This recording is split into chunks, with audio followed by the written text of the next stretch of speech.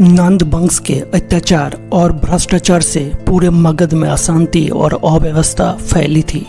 नंद वंश के अंतिम शासक धननंद की असीम शक्ति और संपत्ति के बावजूद वो जनता के विश्वास को जीत नहीं सका। मौर्य वंश के चंद्रगुप्त मौर्य ने इसका फायदा उठाया और उन्होंने अपने गुरु चाणक्य के मदद से नंद वंश का सर्वनाश किया और मगध की प्रजा को भयमुक्त किया। कुछ हिंदू ग्रंथ के हिसाब से चंद्रगुप्त का जन्म पटना के पास हुआ था और उनका माता का नाम था मूरा। कहा जाता है कि मूरा नंद वंश में एक दासी थी। कुछ बौद्ध ग्रंथ के अनुसार चंद्रगुप्त का पिता एक क्षत्रिय था।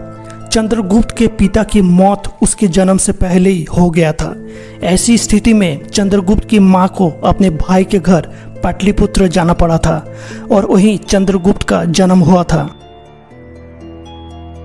कुछ किंवदंती के अनुसार चाणक्य ने नंद साम्राज्य की राजधानी पाटलिपुत्र की यात्रा की, जहां चाणक्य ने मंत्री के रूप में नंदों के लिए काम करना शुरू किया था। जब चाणक्य ने सिकंदर के आक्रमण की सूचना दी, तब सम्राट धनानंद ने उनका अपमान किया था। इसके बाद चाणक्य ने बदला लेने की शपथ ली और नंद साम्राज्य नष्ट करने की कसम खाई। उन्हें अपनी जान बचाने के लिए भागना पड़ा था और एक शिक्षक के रूप में काम करने के लिए तक्षशिला चले गए। अपनी यात्रा के दौरान चाणक्य ने कुछ युवक को ग्रामीण खेल खेलते हुए घमासान युद्ध के अभ्यास करते देखा। उनमें से एक लड़का कोई और नहीं बल्कि चंद्रगुप्त था। चाणक्य चंद्रगुप्त से प्रभावित हुआ और उन्होंने चंद्रगुप्त में शासन करने के लिए उपयुक्त शाही गुणों को देखा। मौर्य साम्राज्य की स्थापना मगध क्षेत्र में चंद्रगुप्त मौर्य और उनके गुरु चाणक्य के नेतृत्व में हुई थी। चंद्रगुप्त को चाणक्य द्वारा तक्षशिला ले जाया गया और उन्हें राज्य कौशल और शासन के बारे में सिखाया गया। एक सेना की आवश्यकता के लिए चंद्रगुप्त ने योद्धा जैसे स्थानीय सैन्य गणराज्य की भर्ती की और उन पर कब्जा कर लिया। मौर्य सेना तेजी से भारतीय उपमहाद्वीप के उत्तर पश्चिमी प्रमुख क्षेत्रीय शक्ति बन गई।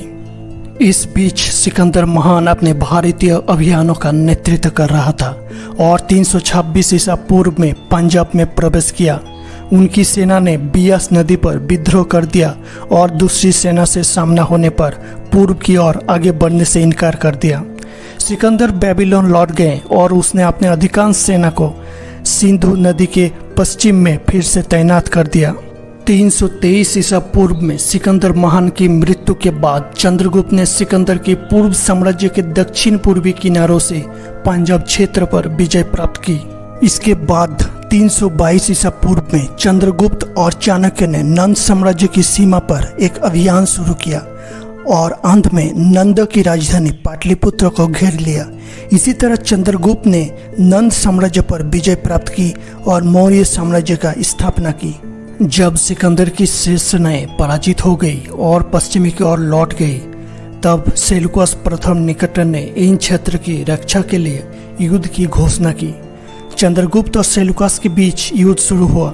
लगभग 305 से 303 ईसा पूर्व तक 2 साल के लंबे युद्ध के बाद सेलुकस पराजित हो गए और दोनों शासकों ने 303 ईसा पूर्व में एक शांति संधि संपन्न की, जिसमें वैवाहिक गठबंधन भी शामिल था। चंद्रगुप्त ने सिंधु घाटी क्षेत्र और अफगानिस्तान के कुछ हिस्सों पर कब्जा कर लिया, मगर फिर भी सेलुकस मौर्य वंश के साथ अच्छे रिश्ते बनाए रखना चाहते थे। सेलुकस ने अपने बेटी हेलेना की शादी चंद्रगुप्त के साथ करवा दी। बदले में सेलुकस निकेटर को 500 हाथी मिले थे। इसके बाद सेलुकस ने मेगास्थनीस नाम के राजदूत को अपने बेटी हेलेना के साथ भेज दिया। मेगास्थनीस चंद्रगुप्त मौर्य के दरबार में एक उल्लेखनीय यूनानी राजदूत था, जो भारत देश पर इंदिका नाम के प्रसिद्ध किताब लिखा था। चंद्रगुप्त का साम्राज्य अत्यंत विस्तृत था। इनका साम्राज्य का विस्तार उत्तर में हिंदुकुश तक, दक्षिण में कर्नाटक तक, पूर्व में बंगाल तथा पश्चिम में सौराष्ट्र तक था।